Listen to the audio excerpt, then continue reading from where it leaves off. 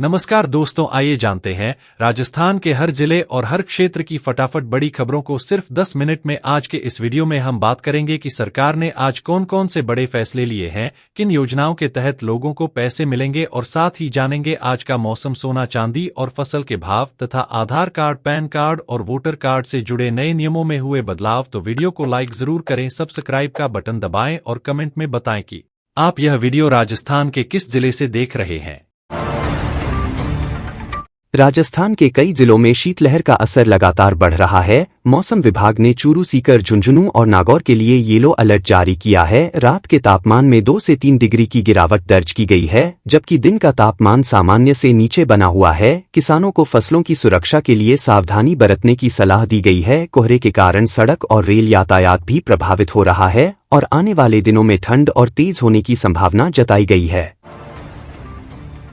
राजस्थान के सर्राफा बाजार में सोने की कीमतों में तेज उछाल देखा गया है। 24 कैरेट सोने का भाव 10 ग्राम के लिए 1,33,360 रुपए तक पहुंच गया है, जो पिछले दिन के मुकाबले बड़ा उछाल है। वैश्विक बाजार में मजबूती और निवेशकों की मांग के कारण यह तेजी आई है। ज्वेलर्स के अनुसार आगे भी दामों में उतार चढ़ाव बना रह सकता है, जिससे ग्राहकों को सतर्क रहने की सलाह दी जा रही है। राजस्थान में चांदी की कीमतों ने नया रिकॉर्ड बनाया है। प्रति किलो चांदी 2,04,100 रुपए तक पहुंच गई है। औद्योगिक मांग और वैश्विक तेजी के कारण निवेशकों में उत्साह देखा जा रहा है। बाजार विशेषज्ञों का कहना है कि चांदी में तेजी फिलहाल बनी रह सकती है, लेकिन अस्थिरता को देखते हुए सोच समझकर निवेश करना जरूरी है। सर्राफा बाजार में चांदी की मांग लगातार बढ़ रही है। जयपुर सहित प्रदेश के कई शहरों में पेट्रोल और डीजल के दामों में कोई बदलाव नहीं हुआ है। पेट्रोल 104 रुपये 88 पैसे और डीजल 90 रुपये 36 पैसे प्रति लीटर पर स्थिर बना हुआ है। अंतर्राष्ट्रीय बाजार में कच्चे तेल की कीमतों में स्थिरता के चलते उपभोक्ताओं को फिलहाल राहत मिली है। तेल कंपनियों ने स्टॉक पर्याप्त होने की जानकारी दी है और आगे वैश्विक हालात पर नजर रखी जा रही है। राजस्थान में सामाजिक सुरक्षा पेंशन योजना के लाभार्थियों के लिए सत्यापन अनिवार्य कर दिया गया है। जिन पेंशनर्स ने अभी तक सत्यापन नहीं कराया है, उनकी पेंशन रुक सकती है। विभाग के अनुसार लाखों लाभार्थियों में से बड़ी संख्या का सत्यापन बाकी है। सरकार ने ऑनलाइन और ई-मित्र के माध्यम से सुविधा उपलब्ध कराई है, ताकि बुजुर्गों को परेशानी न हो और पारदर्शी तरीके से भुगतान जारी रखा जा सके। राज्य सरकार ने मुख्यमंत्री किसान सम्मान निधि योजना की राशि बढ़ाने का फैसला किया है। अब किसानों को केंद्र और राज्य दोनों से मिलाकर सालाना 12,000 रुपए मिलेंगे, जिससे लाखों किसानों को सीधा लाभ होगा। सरकार का कहना है कि इससे किसानों की आर्थिक स्थिति मजबूत होगी और खेती की लागत में राहत मिलेगी। आवेदन प्रक्रिया को सरल रखा गया है और चरणबद्ध तरीके से राशि ट्रांसफर की जाएगी। राजस्थान में किसानों को दिन में बिजली उपलब्ध कराने की योजना पर तेजी से काम हो रहा है। सरकार का लक्ष्य है कि वर्ष 2027 तक सभी किसानों को दिन में बिजली दी जाए। कई जिलों में यह व्यवस्था शुरू भी हो चुकी है, जिससे सिंचाई आसान हुई है। किसानों का कहना है कि इससे उत्पादन बढ़ेगा और डीजल पर खर्च कम होगा। सरकार ने पशुपालकों के लिए भी सुविधाएं बढ़ाने की बात कही है।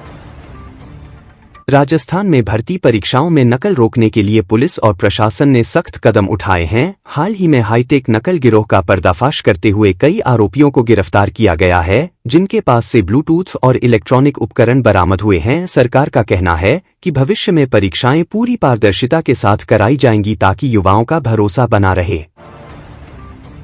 जयपुर रेंज में पुलिस द्वारा चलाए गए विशेष अभियान में 1,000 से अधिक अपराधियों को गिरफ्तार किया गया है, जिनमें वारंटी और आतन अपराधी शामिल हैं। पुलिस का कहना है कि इस अभियान से कानून व्यवस्था मजबूत हुई है और आम जनता में सुरक्षा का भरोसा बढ़ा है। आगे भी ऐसे अभियान लगातार जारी रखने की योजना बनाई गई है।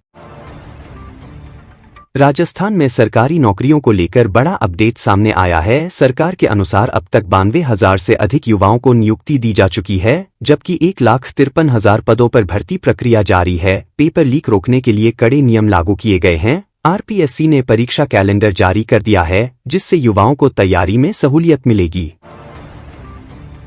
फलोदी के एक सरकारी स्कूल में शिक्षिका और प्रधानाध्यापक के बीच हुए विवाद ने तूल पकड़ लिया है। बच्चों के सामने हुई घटना से ग्रामीणों में आक्रोश फैल गया है। लोगों ने स्कूल पर ताला लगाकर कार्रवाई की मांग की है। शिक्षा विभाग ने मामले की जांच शुरू कर दी है और स्कूल में शांति व्यवस्था बनाए रखने के निर्देश दिए गए हैं।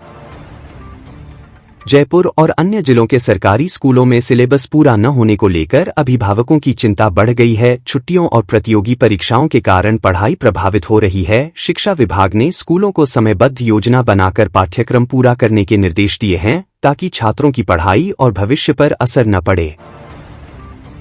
चूरू जिले में मूंग फसल की खरीद में देरी को लेकर किसानों ने विरोध प्रदर्शन किया है। किसानों का कहना है कि फसल खराब होने के बावजूद खरीद नहीं हो रही और बीमा क्लेम भी लंबित हैं। प्रशासन ने जांच का आश्वासन दिया है और किसानों की समस्याओं के समाधान के लिए अधिकारियों को निर्देश दिए गए हैं।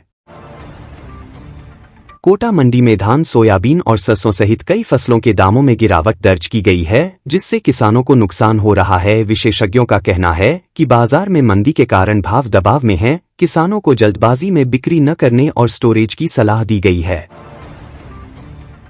हनुमानगढ़ जिले में इथेनॉल फैक्ट्री के विरोध में किसानों का आंदोलन तेज हो गया है। ग्रामीणों को प्रदूषण और जमीन नुकसान की आशंका है। आंदोलन में राष्ट्रीय किसान नेताओं के शामिल होने से मामला और गर्मा गया है। प्रशासन ने कानून व्यवस्था बनाए रखने के लिए अतिरिक्त पुलिस बल तैनात किया है।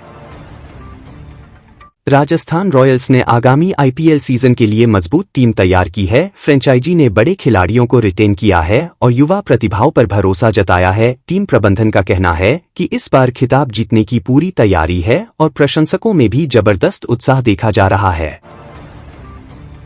आधार और पैन लिंकिंग को लेकर सरकार ने सख्त चेतावनी दी है। जिन लोगों ने तय समय सीमा तक लिंक नहीं कराया उनका पैन निष्क्रिय हो सकता है, जिससे बैंकिंग और टैक्स से जुड़े काम प्रभावित होंगे। ऑनलाइन प्रक्रिया को आसान बनाया गया है और नागरिकों से जल्द कार्रवाई करने की अपील की गई है। राजस्थान में आयुष्मान भारत योजना के तहत अब देश भर में कैशलेस इलाज की सुविधा शुरू की जा रही है। आयुष्मान कार्ड धारक अन्य राज्यों में भी मुफ्त इलाज करा सकेंगे। सरकार का कहना है कि इससे गरीब और मध्यम वर्ग के परिवारों को बड़ी राहत मिलेगी और स्वास्थ्य सेवाओं की पहुंच और मजबूत होगी। राज्य में वृहद पेयजल परियोजनाओं के तहत हजारों गांवों को राहत मिलने वाली है। सरकार ने इसके लिए हजारों करोड़ रुपए के निवेश की योजना बनाई है, जिससे जल संकट से जूझ रहे इलाकों में नियमित पानी आपूर्ति संभव होगी। आने वाले समय में लाखों लोगों को इसका सीधा लाभ मिलेगा।